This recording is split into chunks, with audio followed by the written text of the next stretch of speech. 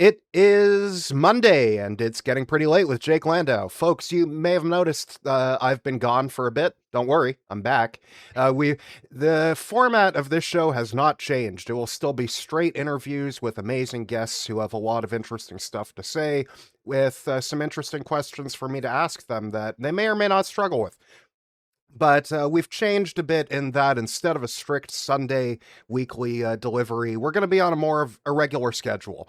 The point is, rather than strictly scheduling things week to week and the news then moving past us, when there is an interesting guest for a story happening in real time, we will get an interview to you as quickly as possible. The dates may change from week to week, so please subscribe to the podcast to make sure you always get the notification whenever an episode does come out. And to start off our new run again, who else but an amazing guest we've had previously, who is also riding a pretty nice high after winning a victory for the city of Toronto that a lot of us may have been skeptical on, but we're now pretty happy. He is Norm de Pasquale, and he is the program manager at NoJetsTO. Norm, how you doing? Jake, I am riding high. Yeah. We grounded the Jets. It's Yep. unbelievable. There will indeed be no Jets. Yeah, for a third time, if you can believe it. And Yeah. boy, we hope this time it's for good. Yeah, I mean, to walk people through things, Doug Ford's government proposed paving the lake and expanding Billy Bishop in a way that would, significantly damage both the environment and the ability to build, tens of thousands of new homes, which for a city like Toronto, I would say is important. But anyways, the federal government was playing coy with it for a long time. They were hiding behind a consultation, but finally, Stephen McKinnon, and on behalf of the Carney government, the Carney Liberals, has said, we're only doing the minimum expansion that we're doing at all airports across the country for new minimum runway lengths, which, whatever. I would like to close the airport completely, but what? But Yeah. yeah, fun times. How you feeling? I mean, it's incredible. That survey period closed and 87,000 people responded to that survey in the middle of summer, in the middle of a World Cup. So Yeah, people were 87,000 mad. people.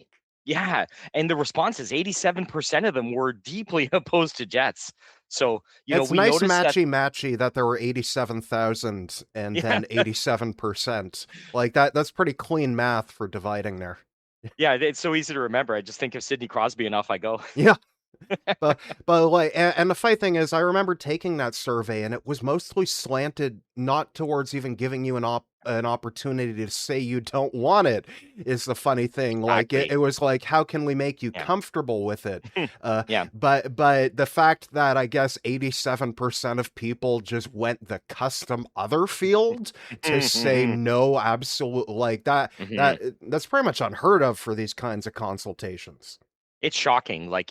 Polling on this issue has usually been pretty split, but I did notice recently that we're getting a lot more strong support than strong opposition to Jets than strong support. It was something like, 1 out of every 10 people in the last poll was, strongly in favor of Jets, where you had over 50% on the other side. So I could see that the winds were shifting. And the hard work of a whole bunch of people's groups in kind of raising all of the impacts and the opportunity costs of doing this, it looked like it started to resonate with people. And the survey was the final piece of evidence that no doubt we were resonating with people about, how Jets would dominate and wreck our waterfront. Right, what's interesting, in terms of the political, more partisan involvement, I will say it was a very grassroots Hmm. opposition, and that's probably, if it had just been NDP people alone, but I will note that it is the NDP who were the only party at large who were, fulsomely, unitedly in opposition, just saying no, absolutely not. Ontario Liberals, they were kind of split. Some of their leadership candidates, like Lee Fairclough, said no, absolutely not, to their credit. Other ones, like Navdeep Bains, were hiding Mhm. behind the federal consultation and saying, I'll do what Carney tells me to do, which He doesn't, had to walk that back, yeah, which I yeah, was happy to see. which does, yeah, which doesn't inspire me with confidence. If you're running to be a leader, I personally would not pick someone who's like, I'll follow another leader. Like, Yeah, like, yeah, not a yeah, great start. I oh, would add the Ontario Greens and the Canadian Greens were right on board as well. true. They were My opposing my Jets almost from apologies the to word the go. Greens. I know I'm a bit derisive sometimes to the federal Greens, but the Ontario Greens, they're a respectable, like, professionalized party, like in Mhm. Ontario, that can actually hold and keep multiple seats. Like I have more respect for their operation, and it just the return to Elizabeth May a second time, the failure, the repeated failure to set up succession, that Mhm. it, that's a long-term concern. Like, Absolutely right. Yeah, yeah, absolutely a right. different topic from our main Yeah, topic today. Sorry, yeah, but we digress. I know you were trying to give credit to them, and I had to get in a dig. I'm a dick. I'm sorry, but no, you're right. The Greens and the NDP were pretty, like, strongly opposed. The Ontario Liberals, I'll give them credit. Like, a fair bit of them were opposed.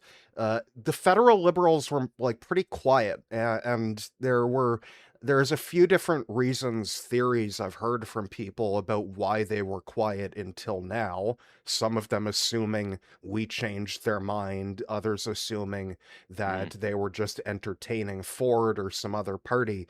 Uh, what do you think happened? Yeah, I mean, as it comes to the federal Liberals, so I see a couple of things. I mean, that survey was just absolutely radioactive. I mean, 87,000 people, 87% in opposition. We had a rally planned for right after that, which could have been quite embarrassing. And then, I also noticed that they did call a few by-elections a day or two later. Um, and Toronto MPs, some of them have had to dedicate staff to responding to people who were opposed to jets at the island airport. Like this was taking up a lot of time in MP It did offices. genuinely pose a risk to the hegemony of liberals in federal politics in Toronto. Like, the vast Hmm. majority, like, for as long as I remember, like, most Hmm. of the ridings in Toronto, if not all, like, are usually held by a liberal MP. Like, Yeah.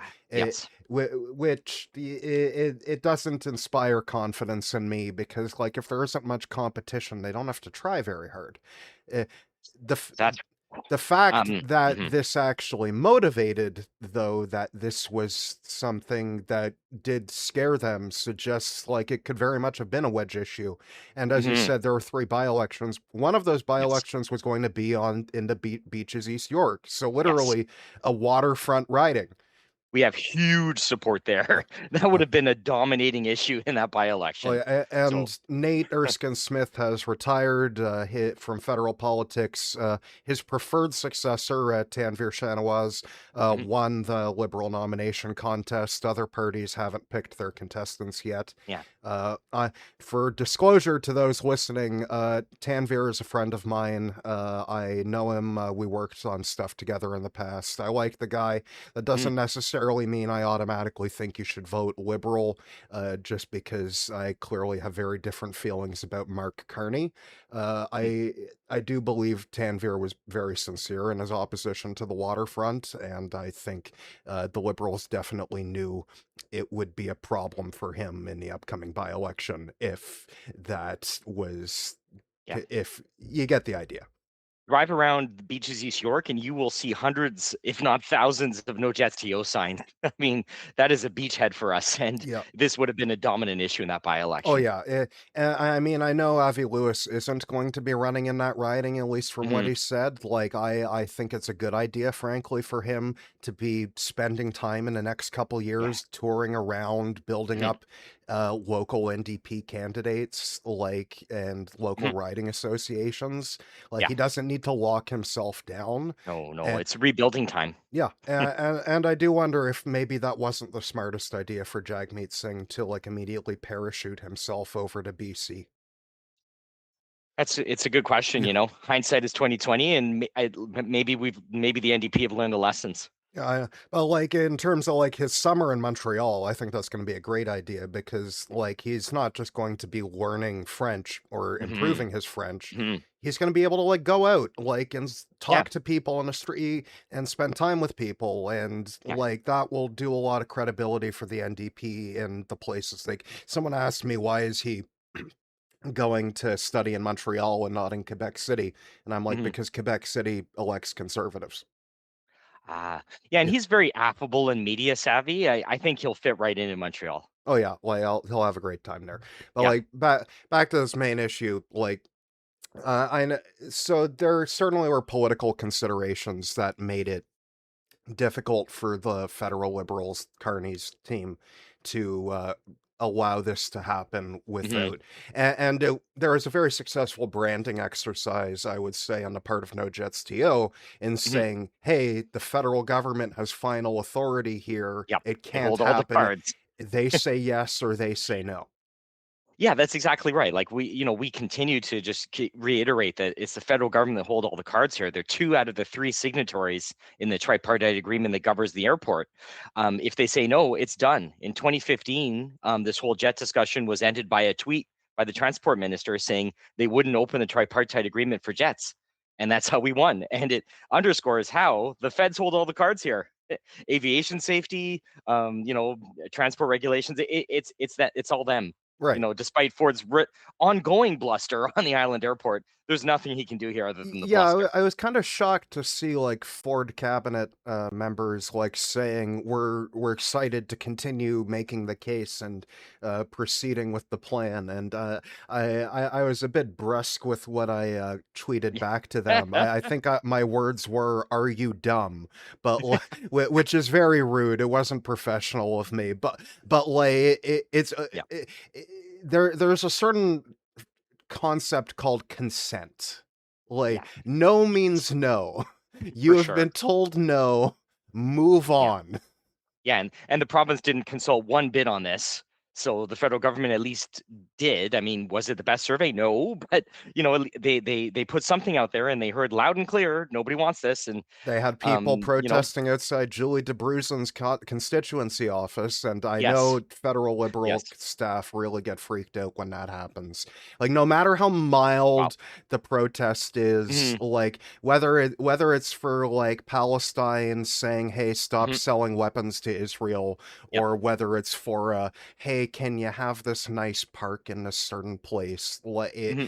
Like they always get freaked out. They're like, "Oh, we didn't think people would come here." Yeah, and people were going to a number of MPs' offices. It wasn't just Julie DeBruson. So, people were calling, they were emailing, they were visiting in person. And they were all Again, they well had to dedicate behaved. Like staff. they were expressing their democratic That's good. opinions as you're Good. supposed to. Like Yep. I think that's worth emphasizing. Like I really hate Hmm. when these behaviors of being like polite but firm and like forcing you can force yourself to be heard when it comes to a politician. Their Hmm. constituency staff are Yeah, there to hear you. They are that's not right. allowed to tell you they won't. I won't name her, but I had a horrible experience with a city councilor of mine, a previous one, who I was at a consultation, like just where I said, "Hey, I think this housing project will build a lot of affordable units," and Hmm. she Good. responded to me by saying, "You are not a real member of our community. I'm not going to listen to anything you say." Oh dear. How about more neighbors though? Like you might be a future neighbor, Yeah, right? it's funny that I went to that thing because it was in my community and because more Hmm. neighbors told me it would be happening. So I guess she Amazing. had her opinions about that. But like, I Very lived frustrating. there though. Like I actually am part of the community. No, no. If it wasn't a virtual thing because it was during COVID, but like if it was in person, I would have just pulled my ID out of my pocket. I'm like, Right. look, It's my look. address. They But should never respond to you that way in yeah, any case, whether you're in there or not. Yeah, Wow. I take it pretty personally, like when politicians like very brusquely like refuse to listen to their constituents, regardless of their political stripe, left or right, or the color of the Yeah. tie. It's in Like, the job description. yeah, it is the job. Like, Yeah. and this is a notice to people who think that they're politically aligned with me and hold public office. I expect this of you too. Like, have good constituency services, or I will Yep. call you out. Yeah, Yeah. but Good stuff. yeah. Anyway, but like back to the main topic at hand. Like, we're talking about, like you said, like how the federal government could just end this on a whim, Mhm. like, and they'd have Yep. multiple times. That raises a concern for me, and it's something Christo Avalos has Mhm. raised to me privately in a conversation. Well, not Mhm. privately, Mhm. but like Yeah. he, in a way that I can bring it up here. But Nice. yeah, but like his question was like, Jake, how do we know that the federal liberals aren't just going to reverse course once the by-elections are over Yeah. and then approve the Jets? Yeah, yeah. And I've heard this question before. I mean, you know, people would be livid if they announced this, this month that Jets are over, and then next month, oh, Jets are back on the table. People will be livid. Oh yeah, Like like 87% of 87,000 people is like 70,000 livid people. oh yeah, Do it would you- be absolute lunacy in the streets. Like it would make a yeah. Toronto protest look like a Montreal protest. Yeah, like I have to think they have a little more political common sense than that because they would get I destroyed think the in the Toronto public sphere. MPs have that kind of common sense. Both Carney, I remember like one commentator, Evan Scrimshaw, like he said like you should that people who genuinely thought that Carney would allow it to happen like need to quit. I'm like I'm sorry, but like no, Yeah. he's been disappointing progressives like almost every other day. Like the Mhm. first thing he did when he came into government was lower the capital gains inclusion Yeah. rate and Yeah. cancel the carbon tax. And if you think like the transport minister has little to lose on this issue, but there are 23 Toronto MPs that have a lot to lose on this issue. And you'll notice the Toronto area MP statements were much clearer on this Oh, issue I got than an the transport email minister's from my statement. Toronto MP Hmm. saying, I am proud to see that the transport minister has confirmed what I've told to my constituents. Like Yeah. that's a very intentionally phrased thing where he's Hmm. like he's literally saying in the He's email, manifesting it. yeah, yeah, I'm like, I'm glad that my central party has not made me look stupid to all of you. Exactly, exactly. So, it's up to the Toronto area MPs to continue to hold those more central folks, you hold them accountable. So, and I'm pretty sure each one of them has heard from thousands of constituents who expect them to hold those central people accountable. Well, I'm sure that Carney will deeply appreciate backbenchers telling him what to do. He always And responds front well to benchers. that. There are front benchers in there. You got There are Julie front benchers DeBruson, and too. Okay, yeah, that's fair. yeah. Yeah. There are front benchers. There's a Pearl Secker too. Yeah, and there are a lot of rookie MPs in that mix, and it must be hard. Yeah. The PMO office may not necessarily have anyone there from Toronto, and the transport minister is also not from Toronto. So, the Toronto MPs have a tough job here to really, blast the opinions and stances of their constituents up to Ottawa. There is another factor here which I did also see speculated on Hmm. where JP Morgan's involvement with the island Hmm. airport, Yep. like as correct me if I'm wrong, but a major investor or owning partner. Yeah, a major investor and also connected to lobbying activities that are happening at all three levels of government. Right. I mean, There the which trillion makes dollar sense. lobbyist, as it were. The capitalists are lobbying for their investments. I'm shocked to find there's gambling in this establishment. Yeah, and in fact, not disclosing that they were in fact lobbying on behalf of JP Morgan. So we put in complaints to the integrity commissioners at all levels of government about it. We're up against trillion-dollar lobbyists, and they're not even declaring who they're lobbying for, actually. Right. And but I know why I bring it up is there was Hmm. another thing happening at the federal government level at a similar time, that International Defense Bank, which Oh will yeah. fund Hmm. militarism all around the world, which, yay, amazing. totally Mhm. great. But Mhm. like, yeah, but I know like I think one of the major financing partners behind that was JP Morgan. Yes. Yeah. Yeah, that is correct. So what is there anything to the idea that perhaps the Carney government was waiting for that to be approved in Canada before they kiboshed JP Morgan's investment on the island? I mean, these international relations situations get really complicated. Like, what did they feel better about pulling out of Jets and disappointing JP Morgan after Trump announced a whole bevy of new tariffs? That too. It's Yeah. it's hard to say. These are very complex situations and Trump keeps rug pulling Canada, which, At might a play a certain part in this level, too. you can be fighting with someone on the one hand and then hugging them Hmm. with the other hand. Like to That's right. a great example, like you would think like in smartphones, Samsung and Apple are competitors. Hmm. Until you find out where Apple a lot of the time has to get some of the chips for, say, Yep. memory, That's right. like or sometimes screens. Like you Hmm. get not always from Samsung, but a lot.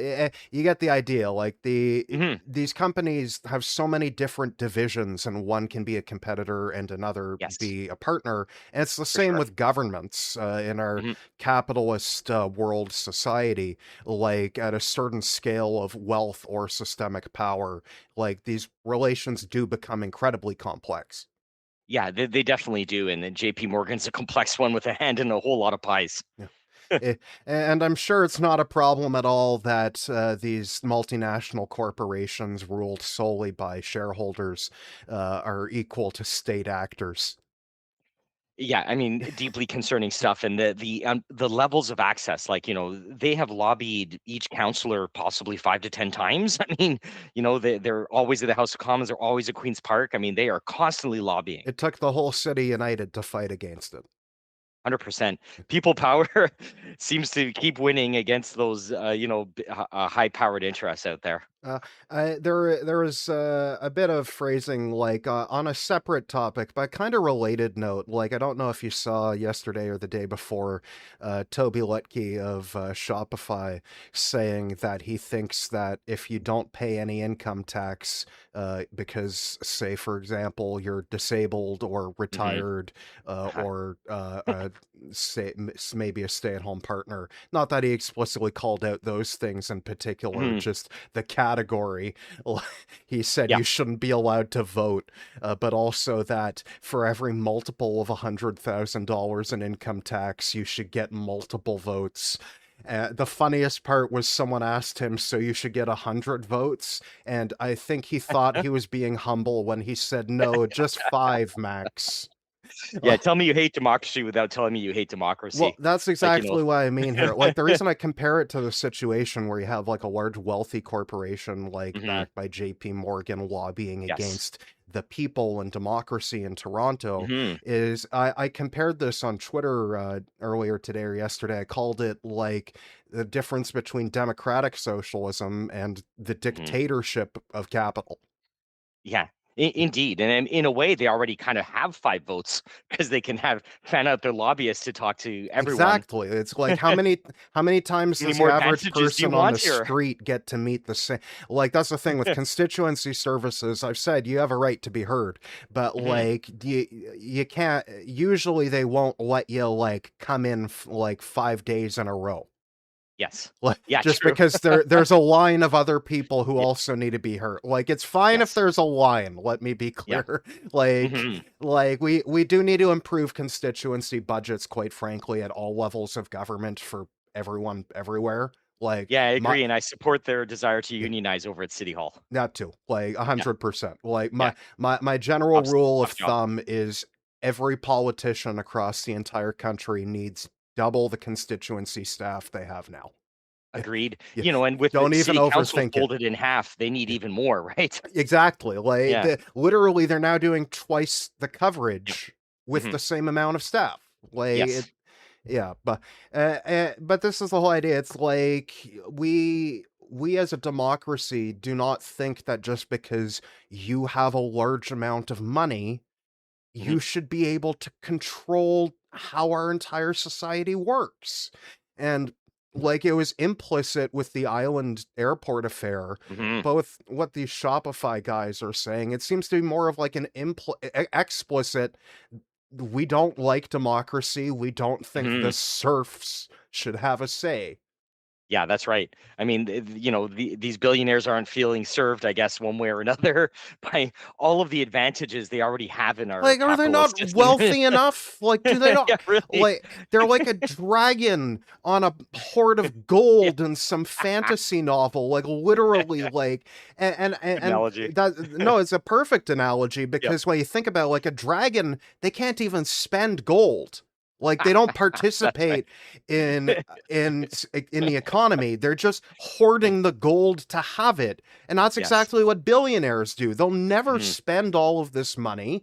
They'll Yeah. never like if they had $100 million, they would be just as happy and just as fulfilled, but they'll never have enough. Like No. their appetite is voracious. It's unending. And it's sad that it spills over to their desire to weaken our democracy. I mean, there seems to be no end to the greed there. Though, like, it's not enough for them to be able to No. lobby a city councilor 5 Hmm. times. I also think they need 5 votes on top of that. And also And then that us plebes get zero. yeah, literally, like I didn't have a super great income year last year. I came in below the basic exemptions, so I paid Hmm. 0 income tax. This motherfucker doesn't think I should be allowed to vote. Like, Like, this pardon my system language, but is kind fuck of this failing guy. people, who are kind of going, those people need to vote more than anybody to Like, get their voice heard because, Toby can hire a lobbyist. We can't. yeah, like this guy's like well like the funny thing Jeez. is he hasn't Harley Finkelstein, his president at the Hmm. company, has blocked me on Twitter because we got in a fight. So it's like I do genuinely wonder, like, does this guy like wake up and be like, yeah, I want to take away Jake's right to vote? Like I like the I Shopify joke, but energy when they're like trying to save the science center. I don't like the Shopify energy when they're trying to destroy our democracy. So, it's you like know, I need to pass a new law to get rid of Jake's vote in particular. Anyways, but like wow. in general, I am happy, very much happy that we appear in the immediate term here to have a win on the island Yeah. airport. We still Yeah. have work to do. Yes. Ontario Place is in a rough spot at the moment. Yeah, and like Toronto Island and Little Norway Park are still sitting under this weird conditional expropriation, and the city of Toronto's land at the airport's been taken, and they've been kicked out of the tripartite agreement. So there's still a lot of wrongs to right out of Bill 110. They should rescind that. Although Right. We we'll don't see what want happens with to Ford government. rely on the goodwill of the federal government forever. It only takes Yeah. a single bad federal government to do something irreversible. Yeah, and we would love to see this fight over for good. Could the Toronto Port Authority be, sort of rethought in some organization that's more community oriented? Sure, because they've been the proponent for expansion the last 2 times, and frankly, we've all had about enough of them. Something I appreciated from one of the Ontario Liberal leadership candidates, Eric Hmm. Lombardi, Hmm. who is a fair bit to my right, but also pretty heterodox in his policies. Like, I deeply appreciate his policy commitment to have 20% of housing be non-market, which is That's great. like that That's sounds like an extremely great. NDP policy. Like Yeah. so, like, well, like I give him credit where it's due, and on this issue, like he was the only person who kind of like brought up in this debate where he was like, maybe we should hold a consultation about getting rid of the airport entirely.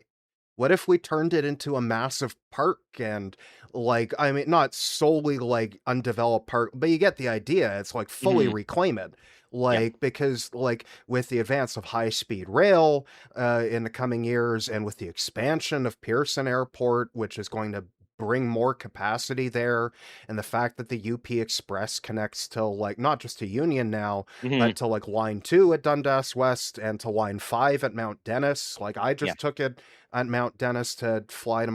Montreal and back. It was like really quick. It was like $8 in total with that and the TTC. So it's like I think there's a valid argument, and I wonder what your take on this is. Do we need an It airport on the island at all anymore? these things helped us in 2026. There is, Union Pearson gets you from Union to Pearson in 25 minutes. We have a beautiful revitalized waterfront, and I think a consultation should, include, considering, I guess, all options. As NoJetsTO, we support the island airport as is, but I think that a fulsome consultation on, an island airport master plan should include the island airport as part of that.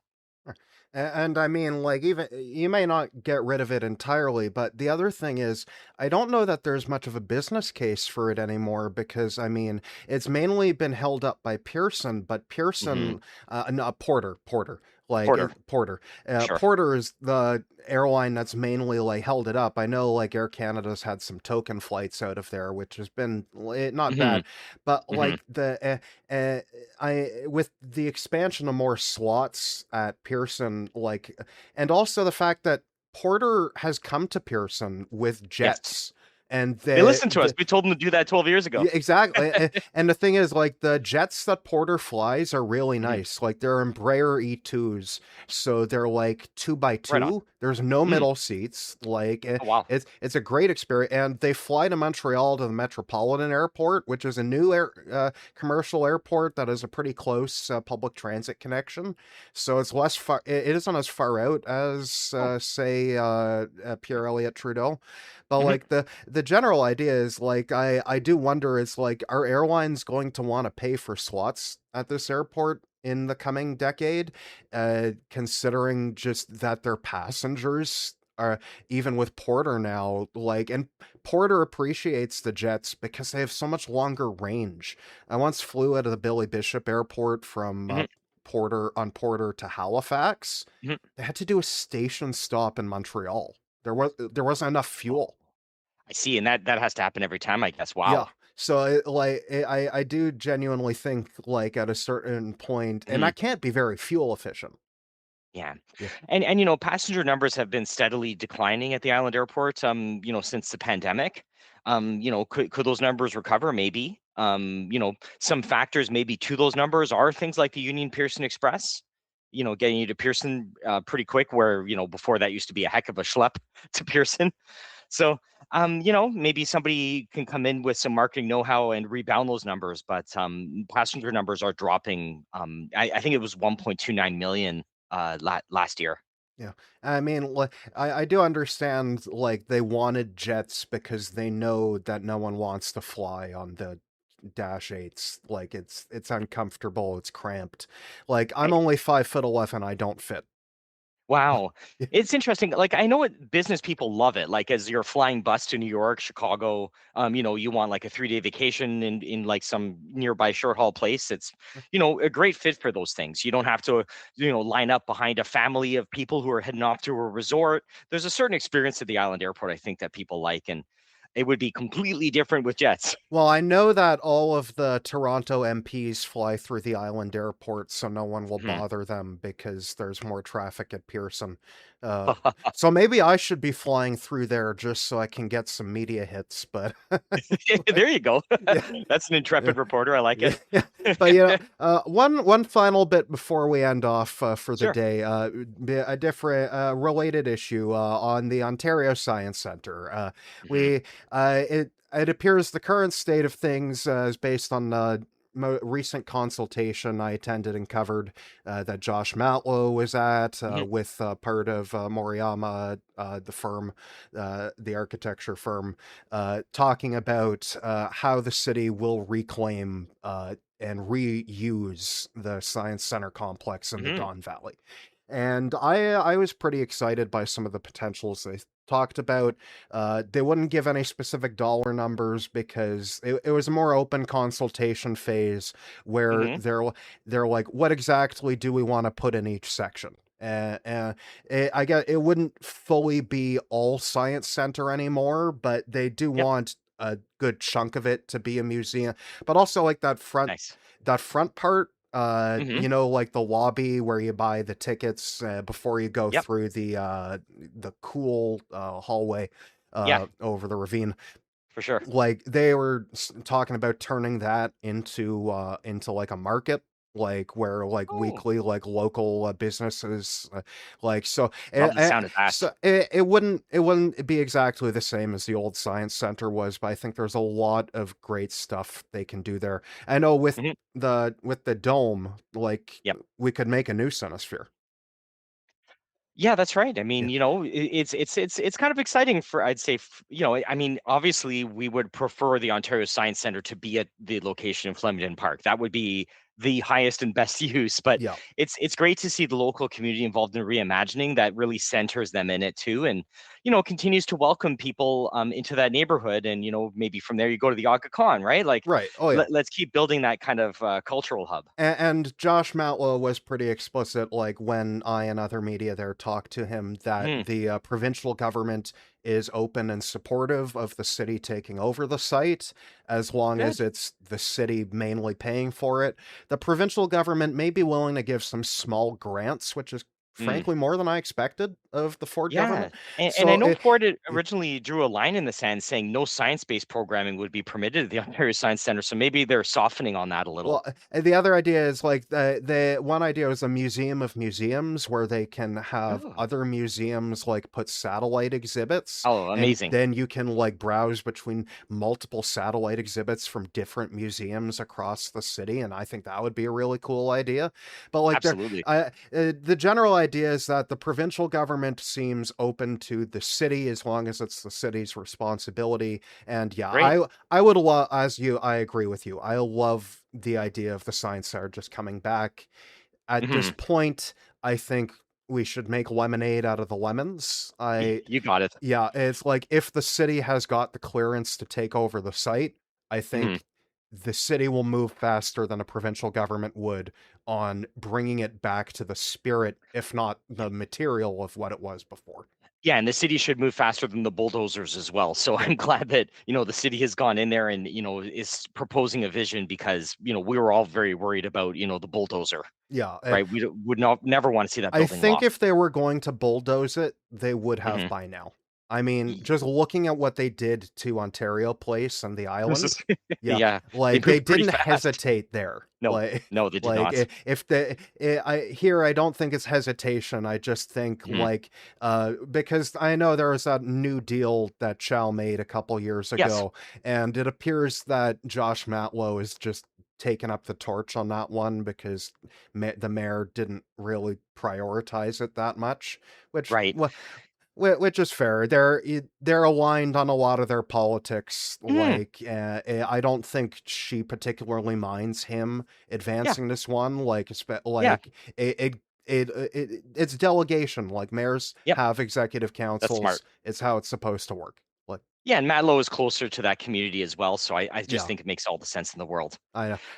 I know City Council will be considering this July 29th, 30th, and 31st, and Save Ontario Science Center is asking people to write in support of the reimagining of the Science Center. I know, and one of our friends from Save Ontario Science Center, Jennifer Alexander, she is running for city council in Etobicoke against, Oh, Jennifer. yeah, Yeah, yeah, Jennifer's excellent. Like yeah, Jennifer. yeah. She's running against he who will not be named.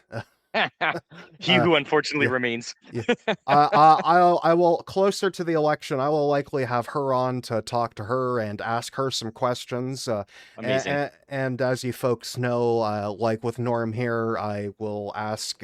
I will ask some tougher questions, not on the attack, but just to be like, hey, there are some thoughts here or there. But Mhm. Norm, thank you so much for coming back on the show to start off our new run here. I really appreciate it. You're always welcome, and I'm sure we'll have you on again to talk about more developments on the lakefront going forward. It was a pleasure celebrating a victory with you, Jake. You got to celebrate the victories. They can be few and far between sometimes. I know we're having great times. It's great vibes. All right, Yeah. Norm to Pasquale, everybody. This is the end of the show. Bye.